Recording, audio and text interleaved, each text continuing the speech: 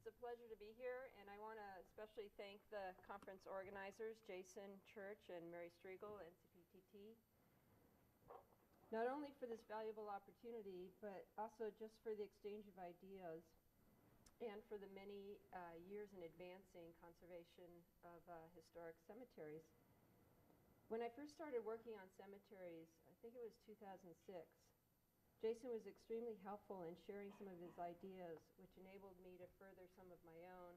And I'd like to share all of them with you today, but in the interest of time, I think I'm going to focus on the why part, the decision-making part for preservation.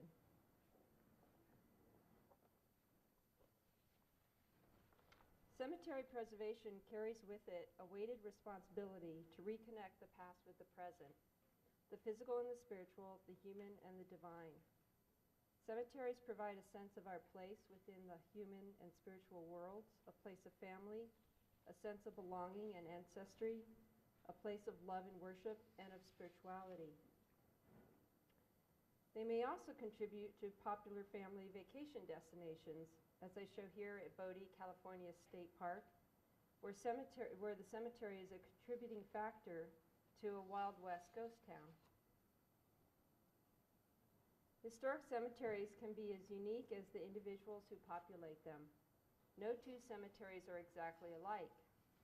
So there's no one single best solution, no one size fits all for determining a preservation approach. When faced with decisions on how best to preserve cemeteries, several complex factors impact how they are maintained and preserved. A review of the literature identifies several helpful publications, including how-to guides, from identifying features and material to navigating through planning and management to cleaning and repairs. I found these to be extremely helpful in defining challenges with some specific solutions, but the actual critical thinking and decision-making process in determining best approaches for various cemetery sites still warrants some further exploration. The Getty Conservation Institute and others have presented emerging trends and modalities for heritage site preservation planning, promulgating sustainable and preventive approaches, employing risk assessments, and value-based decision-making. During this conference, I urge us to be thinking of a decision-making framework while absorbing and contemplating what promises to be a wealth of information in presenting the ideas that will be presented before us. One of the typical modalities in decision-making is a decision-making tree, and here I offer a basic version on the left and an adaptation on the right. On first glance, this looks kind of like a flow chart or an org chart, but the unique factor is that on the left, each branch constitutes a previous decision factor, and here. And then we have nodes, which are the points of decision. So as I said, no two cemeteries are exactly alike. Therefore, it would make sense that if we advance through a decision tree for each site, the preservation plan and treatment outcomes for one cemetery will likely differ from another with a variety of different possible outcome scenarios. And you can, by the way, imagine this extended because there's many choices. It can go all the way around there. Okay. Similarly, the prescribed repairs to, let's say, a broken headstone are likely to differ depending on who you talk to. So a little scenario, a few years back, I had a little skiing accident, little tumble with an injury, and so I went to the doctor, and the doctor said, oh, painkillers, no problem. I went to the chiropractor, you need chiropractic treatment. I went to the physical therapist, you need physical therapy. And my mother, who's a Christian Scientist, of course, said, no, you need Christian Science healing. So, of course, the point I'm trying to make is that sometimes the treatment recommendations are more dependent on who's doing the recommendation than on the physical attributes of, the broken headstone. I would actually go further to propose that perhaps a person who did their master's thesis on, say, marble adhesive repairs might be more likely to prescribe that kind of a repair. Or somebody experienced in cleaning stone might be more likely to prescribe some form of cleaning where maybe cleaning isn't the highest priority on that particular site. Could be skipped maybe altogether. In my own experience, I've seen various scenarios of what I like to call linear project approaches. As shown in just a handful of possible scenarios on the screen, phased projects with linear communications will likely result in different treatments and preservation outcomes. How many of us have seen projects where contractual agreements or phased discrete phases in a project will limit the communications? Perhaps the surveyor isn't able to communicate directly with the planner, or the conservator or trades are asked to conduct repairs without being consulted in an earlier assessment or planning phase. How often have we found that despite best efforts, the prescribed implementation path is limited by earlier assumptions, and more feasible methodologies are discovered after a plan is completed but before consulting with those who are more experienced in the repair work at the end? Or the opposite occurs where budgets escalate because those most knowledgeable with the repair options were not consulted earlier in the planning. Once in a while we'll have a situation where people conducting the repairs aren't on board only because they weren't consulted earlier on. A preferred approach is to convene a team with open dialogue and communication. The person sitting at the table at the onset of a project and the authorities that they hold can significantly impact the outcomes of cemetery site and its preservation. So imagine, for example, if we have a strong owner-planner relationship at the table but do not bring in the funders, the conservator, or the maintenance staff, we may have a very different outcomes of a preservation plan than if the folks at the table include a different mix, for example.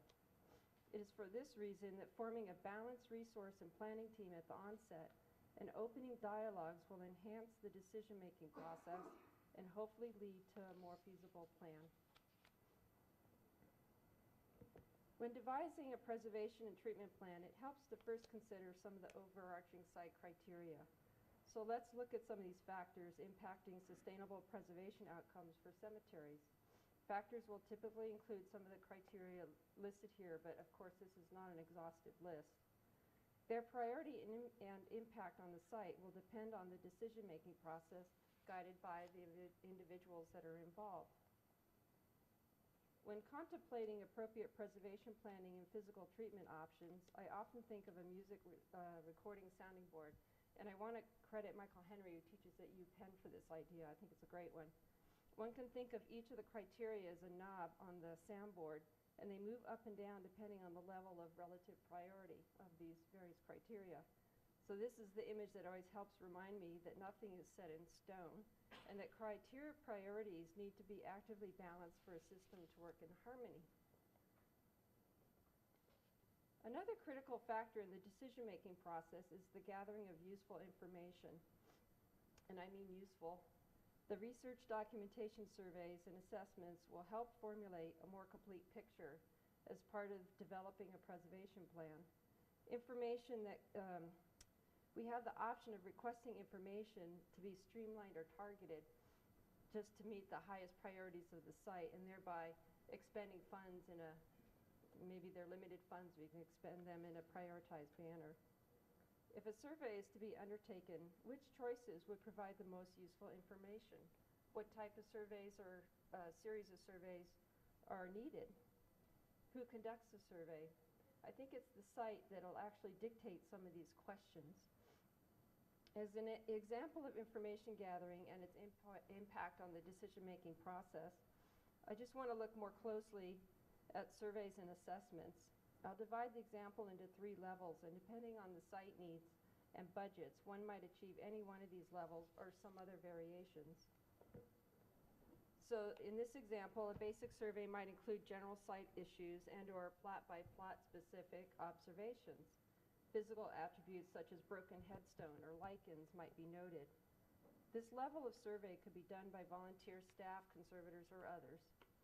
If a conservator is to conduct the survey, he or she will likely note physical attributes, but may also provide a little more in-depth information about those attributes, their causes, and options for remediation.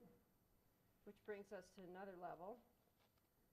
If one is to expend funds for a professional to conduct a physical site survey, the scope might be expanded, as noted in this slide, resulting in increased team communications, including the development of a master preservation plan in the scope of work for the conservator or surveyors provides the additional bonus for team interactions and discussions of the site values and project criteria, possibly even before the surveys are conducted. Again, this will likely result in a more feasible preservation plan. And then if it's possible to identify a conservator or somebody experienced with cemetery who also knows how to employ a risk assessment approach, the outcomes can provide the tools necessary to determine where resources can be best spent for increased return of investment. This is an approach that maximizes sustainability and feasibility for long-term cemetery preservation. For example, it may be too simplistic to say lichens deteriorate stone and therefore we should remove all the lichens. With the risk assessment approach, one would determine the rate of stone deterioration from the lichens versus for other factors. The frequency and severity of the deterioration factors will help to determine projected rates of deterioration and allow the conservator to determine which factors should be addressed in priority order. Perhaps some preventive measures might be a more effective solution than repeated cleaning of the stones. Obviously, this level of survey and assessment recommendations is likely to cost more, but we also need to be thinking about where to put our limited resources. Oftentimes, putting resources up front in the planning will pay off dividends down the line, and the stronger the planning, usually the more competitive the fundraising, especially for grants. In my own experience, I've often seen a little bit of the opposite. I see cemeteries, maybe the sites look neglected and headstones are broken, so funds are expended immediately to just fix whatever is aesthetically disfiguring. Or maybe a community group wants to clean the headstone just to make them look better. And these well-intended fixes are often just putting out fires without looking at the overall site preservation needs that may include other priorities such as improving security or public education to deter vandalism. Sometimes it costs less to instigate preventive programs than to continually spend money on repairs. So I've offered this just as one of a little example of the decision making with the information gathering phase. And if we think back to that decision tree, we can see how the type and quality of information can impact some of the decision nodes, resulting in a variety of outcomes. So if we skip forward a few steps to treatment options, we can utilize the same decision tree as established during the prior information gathering and planning phases. I'd like to demonstrate that actual physical treatment choices will be dependent on those same priority site criteria as established by the decision-making team.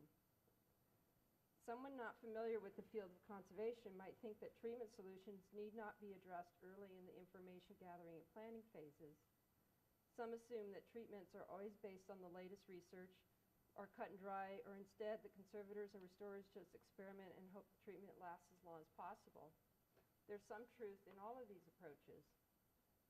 Even given the best available scientific research, present treatment choices are almost peppered with options and the opportunity to exercise our critical thinking and decision-making skills. It is not a given that one treatment method for one site applies best to every other site.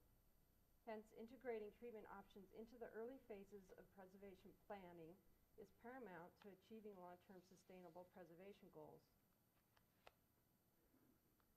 Now, when I look at options, I like to teach students and young conservators to think if-then rather than good-bad. All too often, we'll look at a prior treatment result, and we'll think of all the negative aspects of why that didn't work anymore. And we forget to take into consideration all the criteria and constraints that came along with that preventive decision tree, that previous decision tree, and we simply overlay our own current point of views onto a process that we weren't involved with in the first place, right? Instead, I like to teach students to think, if we did X, then Y is likely to happen, and to be able to articulate those choices and the reasons behind them to other team members and document on paper, or however is documented, the decision-making process, not just what the decision results are. For example, if we clean marble with bleach, the stones will probably look whiter. And notice I didn't say better because that's a good bad value judgment right there. But the stones may also deteriorate faster over time due to chemical reactions between the marble and the bleach. As another example, there have been many solutions to mending stone markers, each with its own set of pros and cons. So here's how I like to look at these things. I just show a couple examples here. It's important to focus on both what does work as well as what could be improved upon in the future, as it is rare to never that a perfect solution ever exists. Again, it's about weighing those pros and cons and coming up with the best solution for a particular set of circumstances. Here I show some previous solutions for repairing stone markers. The external iron pins, the two on the left, have the advantage of having their locations known, not having to use polymeric adhesives, connecting broken parts, removing little original stone, and being easily monitored. The cons might be that they can rust and expand over time, thereby pushing away segments of stone. Line pinning, the two on the right, has an advantage of being more aesthetically pleasing, but it removes more stone material. The locations and length of the pins are not always obvious or have to be documented, and further stresses at the pin termini may cause new breakage or spalling of the stone. Then there are the pros and cons of different doweling materials, inert metals, fiberglass, carbon fiber, et cetera, and the adhesives, each with their own sets of pros and cons. So rather than just saying pinning or a particular material is good or bad, an experienced conservator should be able to articulate these pros and cons and allow the team to incorporate the information into an effective preservation and treatment plan. Similarly, I'll show here some examples of external armature, and again, I want to give my appreciation to Jason Church for sharing some of his images. The advantages here might be that very little of the original stone is further damaged. There is little to no need for adhesives that can be difficult to reverse later on. And they are sturdy and allow visitors to understand the historic and fragile nature of the markers. A disadvantage for some sites might be certain aesthetic concerns. With the setting of markers, we also have choices. On the left are headstones set in rows of cement. The advantages are the cement provides straight rows to facilitate lawn mowing. The cement holds the stones upright with minimal tilt from ground shifting. The disadvantages are that the cement is more rigid than the stones and have a tendency to break off near the base. The cement would also be difficult to remove from the softer stone surfaces should treatment need to be redone or removed. The center illustrates setting rows of stones in a veteran cemetery where a system of cement blocks are set underground, and then it aligns them in straight rows below grade, and these then are being used to receive each headstone. On the right, the image shows setting headstones in historic base stones that are then reburied with gravel and landscaper's cloth, both for drainage purposes and to delineate where the soil was disturbed when next excavated. Now, each of these solutions demonstrates a different set of site priorities. The example on the left, we might say, prioritizes landscaping maintenance. The example in the middle prioritizes a militaristic aesthetic and retreatability. The example on the right prioritizes preserving archaeological evidence. So how will site priorities affect treatments? Let's look at just two different cemeteries for comparison. And what I've selected here is a military cemetery active from World War II to the present. And I'm contrasting the aesthetics of this cemetery with the functionality, aesthetics and functionality from a 19th century historic Gold Rush era cemetery. The Gold Rush Cemetery is historic and inactive. It is in a forest setting with steep slopes and can be reached only by hiking in. The Veteran Cemetery is in an urban setting and is easily accessible by vehicles. The Gold Rush Cemetery had been vandalized in the 1980s, and keeping it secure was of highest priority. These are just some of the factors that contribute to deciding on treatment options. The criteria priorities had a large impact on the treatment strategies. Here I show a set of prioritized criteria. Note that they differ for each site. How did these priorities impact the actual treatment and maintenance? Well, at the Gold Rush Cemetery, everything used for treatment, including scaffolding to repair a larger monument, had to be hand-carried up or downhill to the site. Repairs to headstones were custom designed. The decision to use internal doweling was also due to aesthetic criteria as well as security and the site's history of vandalism. Removal of biogrowth was limited to broken edges, only for rejoining pieces. Removing biogrowth from exterior stone surfaces was not feasible in the long run because of limited resources to maintain that clean surface. Other reasons for not cleaning were that the rate of stone deterioration from biogrowth, as determined by a risk assessment, did not appear too severe at that particular cemetery's environment. Instead, the overall aesthetic of the site outweighed the need for cleaning. In contrast, repairs at the Veteran Cemetery were also dependent on aesthetics, but the aesthetic was a different one. It was clean white marbles in these straight militaristic rows. Due to ground movement, several markers had sunk or tilted, destroying the visually perfect rows. A system was devised then to reset the markers while avoiding placing them in direct contact with cement like we saw in an earlier example. This newer system also provides a more flexible method in an active cemetery for setting new markers or just replacing old ones as needed.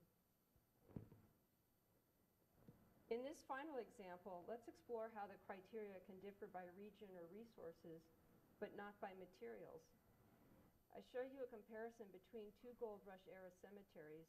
The cemetery in California has the historic and aesthetic similarities with the same era cemetery in Ballarat in Australia. When I visited both these cemeteries, I was intrigued at how the Irish Catholic iconographies on the headstones and the materials were also so similar, including ironwork fences and plot designs. During gold fever, some of the same people hungry for gold went to one, two, or all three of these Gold Rush regions, all active around the same time in Alaska, California, and Australia. Even though the materials were very similar, the preservation solutions differ between the California and the Australia cemetery sites, and I think this is in part due to regional circumstances, which might include differences in climate, resources, regional training, and local restoration and maintenance traditions. They probably also differ to who was sitting at that decision-making table. In Australia, many of the broken headstones were temporarily or semi-permanently laid flat. It appeared that broken pieces set aside were not disturbed for quite a long time. The Ballarat Cemetery had a variety of physical solutions that included just loose gravel used to fill disturbed or broken areas. Let's examine the prioritized site criteria between these two cemeteries. On the left, we have a remote forested setting for the one in California, and on the right, urban access for the one in Australia. The cemetery in California had been abandoned for a period of time, and several of its markers became disassociated from their plots, either from theft or vandalism, but also from sliding downhill or being buried in eroded soils. In Australia, the cemetery had a governing trust established in 1854, and in discussion with the cemetery director, it appears that the governance continued more or less uninterrupted until the present day. So how do these varied site criteria affect the preservation plan?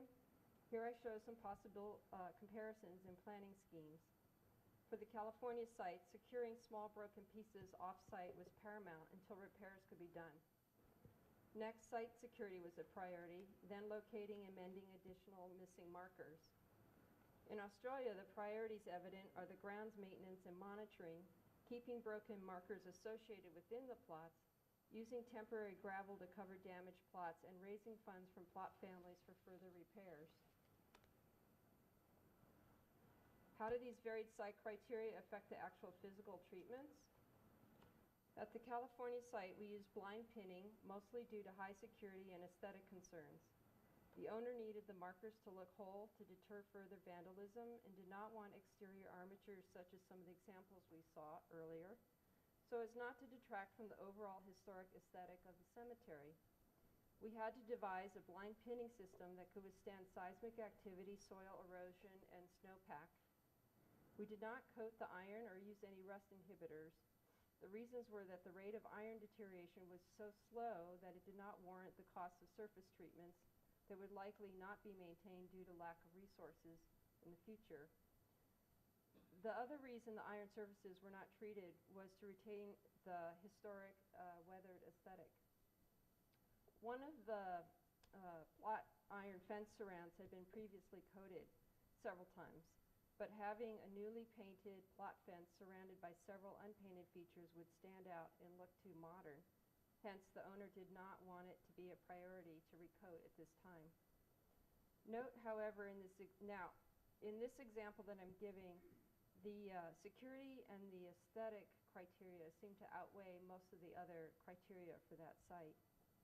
At the Australia Cemetery, broken markers could be laid directly on the plot to await further treatment. The fact that the cemetery is actively monitored and maintained probably deters theft and allows for this type of temporary solution. The use of gravel, in my opinion, is also very clever.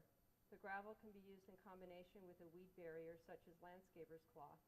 The solution appears neat and tidy, avoids root growth that can interfere with historic masonry, avoids having to maintain grass or plant material or removal of weeds, facilitates drainage, and is easily reversible at such time that further repairs can be conducted. Some of the cast iron architectural features in the Australia site had been recoated, while several of the other plot fences remained uncoated. In summarizing, my hope is to leave you with a few takeaway points. Cemetery preservation is an ongoing decision-making process. It is dependent on each site criteria and priorities. The backgrounds and experience of team members have an impact on the outcomes. The type and depth of information gathering will impact decision-making, and the type of physical treatments are dependent on site goals, criteria, and priorities. Using the approach of this is the most current method for mending stone, or this is the most effective way to clean marble, is not really the approach we should be looking for. Instead, we should continue to gather data from a team of specialists and stakeholders, develop a master plan that incorporates information from all parties, and then determines preservation treatment methods that are appropriate to each unique site. No two cemeteries are alike, and we should expect variant preservation and treatment solutions to cater to each site. I hope that this short presentation was sufficient to get us thinking about this decision-making framework as we weigh the options that will be further presented during the conference. This is a marvelous opportunity to discuss and digest challenges and possible solutions that lay before us. I greatly appreciate the efforts of the NCPTT and also to my fellow speakers, and look forward to learning more about how we move forward with the preservation of these highly significant treasures of history and culture, our cemeteries.